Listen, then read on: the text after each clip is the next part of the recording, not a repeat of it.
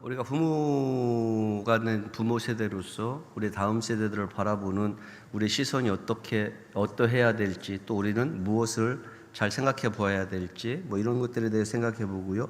오늘 본문의 말씀은 압살롬이 아버지 다윗을 배반하고 반역하는 그러한 내용으로 기록되어 있습니다. 그런데 이 반역의 핵심이 뭐냐면 치유되지 않은 압살롬의 그러한 그 상처라고 우리는 볼 수가 있습니다. 그 상처가 잘 치유됐다면 압살롬의 이런 사건들을 우리가 만나지 않아도, 다윗이 만나지 않아도 되지 않았을까 하는 그런 생각을 하면서 오늘 본문의 말씀을 들여다봤는데, 오늘 말씀을 들을 때 우리가 좀 전제되어져야 될 부분들이 있습니다. 여러분들이 무엇을 전제하고 말씀을 들어야 되느냐 하면, 하나님의 사랑만이 깨진 것을 회복시킬 수 있다. 그리고 치유되지 않은 상처를 하나님의 사랑만이 치유할 수 있다. 이것이 우리에게 전제되지 않으면 오늘 말씀은 들을 수가 없습니다. 내 사전에 불가능이란 없다라고 이야기하면서 유럽 정복을 시도했던, 세계 정복을 시도했던 그 나폴레옹이 있습니다. 나폴레옹에게도 핸디캡은 있습니다. 그 어머니가 어렸을 적부터 못생겼다는 이유와 키가 작다는 이유, 이 두 가지 이유를 가지고 어머니가 종종 나폴레옹을 많이 무시했다고 합니다. 그래서 이 나폴레옹은 상대적으로 자기보다 잘생기고 키도 크고 멋지게 생긴 그 형과 늘 비교를 이렇게 당했다고 합니다. 그 비교하는 과정 속에서 나폴레옹 안에 상처가 생겼고, 그래서 그 상처로 인하여서 나폴레옹의 성격이 공격적으로 바뀌었다라는 그런 이야기가 있습니다. 그러니까 결국 뭐냐면 자신이 사랑받지 못한다고 생각할 때 그 상처가 다른 사람에 대한 공격성으로 나타나게 된다는 거죠. 오늘 본문을 보면 압살롬이라고 하는 사람은 이스라엘의 왕이 되기 위해서 정치 세력을 모으고 백성들의 인기를 얻고 이런 모습을 우리가 보게 됩니다. 정치 세력을 모으고 백성들의 인기를 얻고 자기 자신을 드러내고 하는 것이 폭력적이냐라고 이야기하지만, 그것은 폭력을 행사하기 위한 전초전, 준비 단계였었다는 것이죠. 보면 세상적으로 볼 때에, 세상의 기준으로 보면 압살롬이 지금 사람들을 모으지 않습니까? 이스라엘의 마음을 훔쳤다라고 오늘 성경은 표현하고 있지만, 그 사람들의 그 마음을 훔치고 그 사람들을 자기 편으로 만들고 하는 그러한 과정들을 이루어가면서 그는 자기의 계획대로 정말 잘 지금 진행해 가고 있다라고 생각하고 있을 것입니다. 그런데 우리가 한 가지 기억해야 될 것은 뭐냐면, 누가 압살롬을 택했는가입니다. 하나님이 압살롬을 택했는가? 이스라엘의 왕으로 하나님께서 압살롬을 택했는가? 아니면 군중들이 압살롬을 택했는가? 아니면 스스로 택했는가? 근데 보면 압살롬은 하나님이 택하지도 않았지만 군중들이 그를 택하지도 않았습니다. 그러면 그가 자기 스스로 반역을 통해서 이스라엘의 왕권을 찬탈하기를 준비했고, 또 그러기 위해서 사람들의 마음을 얻었습니다. 여러분, 우리가 여기서 한 가지 던져볼 질문이 있습니다. 여러분들 스스로에게 던져볼 질문은 뭐냐면, 나는 과연 하나님의 주권을 믿고 있는가? 하나님 나라의 기준으로 살고 있는가? 라는 질문을 한번 던져보는 거죠. 무엇을 기준으로 세상을 바라보고 있고 무엇을 기준으로 인생의 문제를 대하고 있는가? 오늘 압살롬을 보면 자기 기준으로 세상을 봤고 자기의 치유되지 않은 상처를 가지고 자기의 문제를 바라봤다는 것입니다. 그렇기 때문에 치유되지 않은 자기의 내면 속에 있는 상처를 가지고 바라보다 보니까 자기를 드러내야 되고 자기가 정복해야 되고 자기가 왕권을 찬탈해야 됐던 것이죠. 그러다 보니까 그 상처가 어떻게 표현되어져요? 반역이라고 하는 형태로 표현이 되어지는 것이죠. 우리도 며칠 전 지방선거 하지 않았습니까? 전부 선거에 대해서 이야기하려고 하는 거 아닙니다. 선거가 잘 됐네 잘못됐네 이런 이야기 하려고 하는 것이 아니라, 누가 돼서 좋네 나쁘네 이런 이야기 하는 것이 아니라, 우리가 며칠 전 지방선거 했습니다. 근데 투표장으로 가는 사람들의 마음을 한번 생각해 봤습니다. 그러니까 다른 거 말고요. 뭐 누가 나왔네, 누가 어떠네 이런 거 말고, 투표가 잘 됐다, 잘못됐다 이런 거 말고, 투표장으로 가는 사람들의 마음이 과연 무엇이었을까? 투표장으로 가는 사람들의 마음은 각자 자기의 처지와 형편에 따라서 생각이 다 달랐을 겁니다. 지금 내가 만나고 있는 현실에 내가 부딪히고 있는 어려움을 조금이라도 해소시켜 줄 만한 정치인이 누구인지를 찾았을 거예요. 그러지 않습니까? 지금 내가 당하고 있는 내 현실의 문제들, 내가 만난 내 현실의 문제들, 이 문제를 누가 좀 더 가까이에서 누가 좀 더 잘 해소시켜 줄 수 있을까? 여기에 대한 생각을 가지고 아마 갔을 거예요. 투표장을 향해서 아마 걸어갔을 거예요. 그런데 나름대로 또 사람들은 그런 생각도 했을 거예요. 돌아서면서 뭐라고 생각하냐면 그놈이 그놈이지 이런 생각을 했던 사람도 있을 거예요. 근데 그게 나쁘다? 이게 맞고 이게 나쁘다라고 이야기할 수 없습니다. 그놈이 그놈이지라고 생각한 사람도 그 사람 생각 속에는 지금까지 자기가 겪었던 상처 때문에 그런 거예요. 정치적 상처 때문에 그런 것이고, 또 투표장으로 달려가면서 내 형편을 알아봐 줄 만한, 지금의 내 형편을 생각해 주고 내 어려움을 해소시켜 줄, 조금이라도 해소를 시켜줄 사람이 누구인가를 찾기 위해서 투표장으로 달려간 사람, 그 사람도 역시 국민의 한 사람인 거예요. 우리가 찾는 것은 누구예요? 어떤 정치인이 나의 어려움을 해결해 줄 수 있을까? 어떤 사회가 되면, 어떤 사람으로 인해서 어떤 사회가 되면 내가 생각하는 그러한 신뢰가 있고 믿음 있는 사회가 될까? 이런 생각들을 아마 여러분들이 하지 않을까요? 그런데 여러분, 세상은 완벽하지도 않고요. 세상에서 만나는 사람은 우리의 완전한 도움이 되지도 못합니다, 여러분.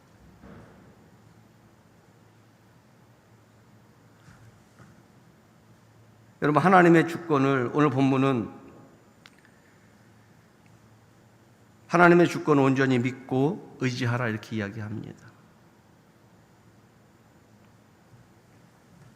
자신을 믿고 세상의 변화를 따라가면서 세상의 기준으로 사는 사람은 하나님의 통치 속에서 살아가는 사람이 답답하고 어리석어 보일 수 있습니다. 하나님의 주권 하에 살아가는 사람들, 그 사람들이 어리석어 보일 수 있습니다. 그런데 우리가 기억해야 될 것이 뭐냐면, 여러분들이 그렇게 답답해하는 그곳에 하나님이 계시다는 거예요. 여러분들이 그렇게 어리석다고 생각하는 그곳에 하나님의 은혜가 있습니다. 근데 여러분, 우리는 내가 결정하지 않아서 답답하고, 우리는 내 생각대로 이야기해 주지 않아서 이 사람이 싫고, 여러분 그렇습니까? 목사님의 설교가 내 마음에 맞지 않아서 싫다면 뭐 어쩔 수 없겠죠. 그런데 우리가 바라봐야 될 것은 뭐냐면, 목사의 설교를 바라보기 전에 말씀 속에 담겨있는 하나님의 의지를, 하나님의 의도를 볼 수 있기를 주 여러분 간절히 축원합니다. 하나님의 의도를 모르고 어떻게 말씀을 듣습니까, 여러분? 우리는 사람을 의지합니다. 사람을 선택하려고 하고 사람에게서 뭔가를 얻으려고 합니다. 그러나 어떤 사람도 완벽하지 않습니다. 우리는 좋은 세상을 원합니다. 그러나 어떤 세상도 하나님의 낙원처럼 만족시킬 수 없습니다. 이것이 우리가 살고 있는 삶의 현장이고 우리의 모습인 것입니다, 여러분. 그런데 우리가 꼭 기억해야 될 것은, 그런 세상 속에서 우리가 답답해하고 있는 그 중에도 우리와 함께 하시는 하나님은 내 안에 계시다는 것을 믿으시기 바랍니다. 그래서 성경은 우리에게 뭐라고 말하냐면 그렇게 말씀합니다. 신명기 1장 33절의 말씀에 그렇게 이야기합니다. 그는 너희보다 먼저 그 길을 가시며 장막 칠 곳을 찾으시고 밤에는 불로 낮에는 구름으로 너희가 가는 길을 지시하신 자이시니라. 하나님은 어떻게 하시는 분이에요? 우리보다 먼저 우리가 가야 될 길을 가시고 우리가 자리 잡아야 될 곳을 찾아 놓으시고, 그래서 그곳에서 우리가 우리에게 필요한, 낮에는 덥고 무덥고 습한 그 땅에서 불로, 밤에는 그 추위를 이길 수, 낮에는 구름으로 밤에는 불로 우리를 지켜주시는 분, 우리 인도하시는 분이 하나님이라는 것이죠. 여러분, 완벽하지 않은 세상과 사람들 사이에서 그들의 기준으로 사는 것이 하나님의 통치 아래 말씀을 기준 삼아 앞서가며 길을 여시는 하나님의 은혜를 알고 사는 것과 차이가 있다는 것을 우리는 알아야 됩니다. 사람들은 세상과 사람들 사이에서 부딪히면서 거기에서 뭔가 문제점을 찾고 거기서 뭔가 해결점을 찾아가려고 합니다. 그런데 하나님은 그렇게 말씀하지 않습니다. 성경은 하나님의 주권 아래서, 하나님의 통치 아래서 자유함을 누리라 이렇게 말씀합니다. 진리 안에서 자유함을 누리라 이렇게 말씀합니다. 그래서 성경은 이야기하죠. 진리를 알지니 진리가 너희를 자유롭게 할 것이다. 이렇게 말씀하고 있는 것입니다. 여러분, 세상을 두려워하지도 말고 세상을 불편해하지도 마시기 바랍니다. 우리에게 하나님이 말씀하신 것은 딱 한 가지입니다. 너희는 가서라고 말씀하십니다. 우리에게 복음을 말씀하실 때 하나님은 너희는 가서 어떻게 하라고 그래요? 제자 삼고 너희는 가서 뭐하라? 복음을 전파하라 이렇게 말씀하십니다. 우리 사랑하는 여러분, 우리는 우리보다 앞서 가시면서 우리의 길을 열어주시는 그 하나님을 믿고 그 주권에 순종해서 사는 여러분들이 되시기를 주의 이름으로 간절히 축원합니다. 오늘 본문에 등장하는 압살롬은 하나님의 은혜에 기대서 살았어야 될 사람입니다. 다윗의 아들인데, 그런데 하나님의 은혜에 기대서 살지 않고 어떻게 했어요? 자신의 모략과 계획을 의지해서 살았습니다. 오늘 압살롬의 행동을 보면 그러잖아요. 성문 곁에 서서 1절로 6절까지 말씀에 압살롬의 행동이 잘 나와 있지 않습니까? 성문길에 서서 왕에게 상소하러 오는 사람들을 만나서 그들의 문제를 묻습니다. 무슨 문제를 가지고 왔느냐? 이런 문제를 가지고 왔습니다. 그러면 뭐라고 이야기하냐면, 야, 네 생각이, 네가 하는 생각이 다 옳다 이렇게 이야기합니다. 다 옳다고 받아줍니다. 다 옳다. 그러면서 뭐라고 얘기해요? 다윗 왕에 대해서 왕이 너희들의 상소를 들을 사람을 세워놓지 않았다. 그러니까 내가 뭐 하겠다? 니들이 원한다면 니들의 재판관이 되어서 옳은 길을 내가 너희들에게 알려주겠다. 이렇게 이야기합니다. 이렇게 하면서 사람들이 그에게 절하려고 하면 그들의 손을 붙잡고 이렇게 해서 그들에게 입 맞추면서 어떻게 했어요? 그 사람들의 마음을 얻었죠. 오늘 성경은 뭐라고 말하냐면 그렇게 이야기합니다. 6절의 말씀에 이스라엘 사람의 마음을 압살롬이 훔치니라 이렇게 말합니다. 훔쳤다는 것은 정당한 방법을 이야기하는 게 아닙니다. 도둑질을 했다는 이야기를 하는 거예요. 도둑질. 이스라엘 백성들의 마음을 도둑질했다 이렇게 이야기하죠. 5절 6절 말씀에 보면 그렇게 말합니다. 사람이 가까이 와서 그에게 절하려 하면 압살롬이 손을 펴서 그 사람을 붙들고 그에게 입맞추니 이렇게 말합니다. 그러면서 6절의 말씀에 이스라엘 무리 중에 왕께 재판을 청하러 오는 자들마다 압살롬의 행함이 이와 같아서 이스라엘 사람의 마음을 압살롬이 훔치니라. 압살롬은 상처받고 억울한 사람들의 대변인이 되어주었습니다. 지금 왕께 상소하러 오는 사람들은 다 상처받고 오는 사람들입니다. 그런데 그들의 대변인이 되어서 그들에게 옳다라고 이야기하고 그들에게 선을 베푸는 것처럼 압살롬이 표현을 했습니다. 그런데 그것이 정말 그렇게 한 이유가 목자의 심정으로, 왕의 심정으로, 백성을 아끼는 마음으로 그렇게 하지 않았다는 것입니다. 그들과 공감하지 않았고 자기의 목적을 위해서 했다는 것이죠. 야망을 이루기 위한 준비였다는 것입니다. 결국 뭐냐 하면 치유되지 않은 상처가 이제 표현되지는 과정 속에서 이런 야망들이 보여지는 것이고 이것을 통해서 결국에는 뭐예요? 반역을 일으키는 것이죠. 이게 압살롬의 모습인 것입니다. 시작은 어디서 되냐면 여동생 다말에서부터 시작되죠. 13장부터 15장까지 우리가 쭉 읽어보면 여동생 다말에 대한 문제로부터 시작되어서 암논을 죽이는 과정, 그리고 다윗이 그가 도망가고 다윗이 그를 찾지 않는 과정, 이 여러 가지 과정들이 복합적으로 작용하는 것을 우리가 볼 수가 있습니다. 여동생 다말이 형 암논에게 강간당했을 때 아버지 다윗이 뭐 했어요? 공정하고 공평하게 판단해 주지 않았다. 이것이 압살롬의 마음에 있는 상처입니다. 그래서 압살롬이 한 행동은 뭐예요?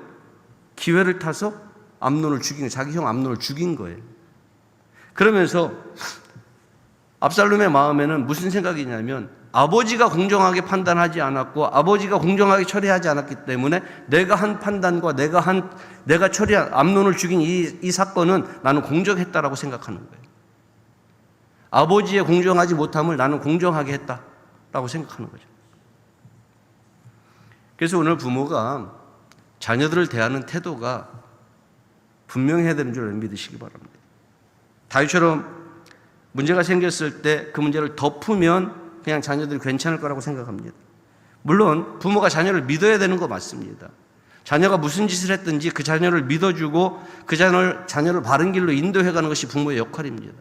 맞습니다. 그런데 문제는 뭐냐면 공정하게 해결을 해야 된다는 것이죠. 공정하기는 해야 된다는 것입니다. 잘못되고 잘못된 일에 대해서 우리는 잘되고 잘못된 일에 대해서 우리는 분명하고 공정하게 판단하고 처리해야 되는 것이죠. 이게 앞선 자들의 역할이고요. 먼저 된 자들이 해야 될 일들인 것입니다.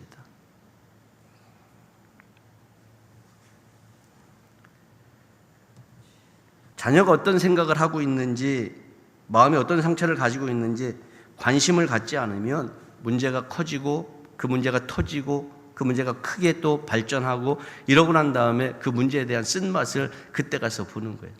덮다가 안 덮이면 그 다음에 뭐 하는 거예요? 터져버리는 것이죠. 그러니까 우리는 터지기 전에 공정함을 보여야 되는 줄 믿으시기 바랍니다. 그러기 위해서는 하나님의 말씀이 우리 인생의 기준이 되어야 되는 줄 믿으시기 바랍니다. 그렇지 않으면 공정해질 수가 없는 것이죠. 자, 압살롬은 누이 다말이 형 암논에게 강간당하는 그 사건으로 인해서 큰 상처를 받았습니다. 그때 다윗이 압살롬의 마음을 헤아렸더라면, 그래서 공정하게 시시비비를 가려주고 하나님의 말씀 앞에서 제대로 된 판단을 해줬더라면, 그랬다면 이런 문제들이 생기지 않았을 거예요. 형제간에 살인이 일어나고 압살롬이 소외되고 그 사건 때문에 이스라엘의 내전까지 일어나게 되는 그런 일들은 없었을 거라는 것입니다. 이런 일들이 일어나게 된 이유가 뭐냐면 다윗이 그 문제를 덮는 데 급급했기 때문에 그렇습니다.